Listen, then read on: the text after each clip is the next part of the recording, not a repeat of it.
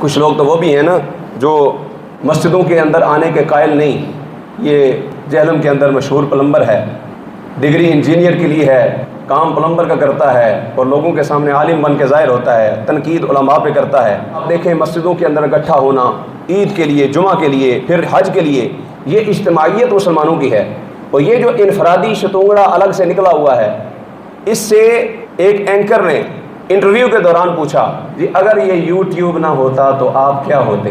YouTube نہ ہوتا تو انجینئر محمد علی مرزا کیا ہوتے؟ یوٹیوب نہ ہوتا تو مرزا پلمبر کیا ہوتا؟ یوٹیوب کی وجہ سے ہی ہے نا, ایک اپلیکیشن ہے جس کے تھرو اس کو لوگ سنتے ہیں. اگر یوٹیوب نہ ہوتا تو کیا ہوتا؟ حقیقت تو یہ ہے کہ کچھ بھی نہ ہوتا. فتنے پھیلانے کے لیے ایک ذریعہ ملا, وہاں سے پھیل رہا ہے, ورنہ کیا ہوتا؟ کچھ بھی نہ ہوتا.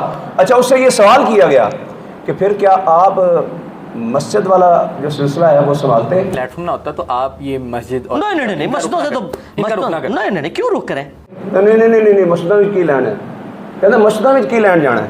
مطلب مسجدوں سے جس بندے کو چڑھ ہے, آپ سمجھ سکتے ہیں کہ آپ وہ بندہ جو ہے وہ مومن ہو سکتا ہے جو یہ تبلیغ کر رہا ہو مسجدوں میں کی لینا. 1400 سالہ تاریخ کے اندر مساجد سے ہی نظام چلا ہے. حضور نے مدینے میں جا کر سب سے پہلے مسجد قباء بنائی ہے, پھر مسجد نبوی بنائی ہے, جہاں جہاں گئے ہیں مساجد بنائی ہیں. اور 1400 سالہ تاریخ سے آج تک اسلام کے اندر نظام اسلام چل رہا ہے, اسلام کی تبلیغ ہو رہی ہے.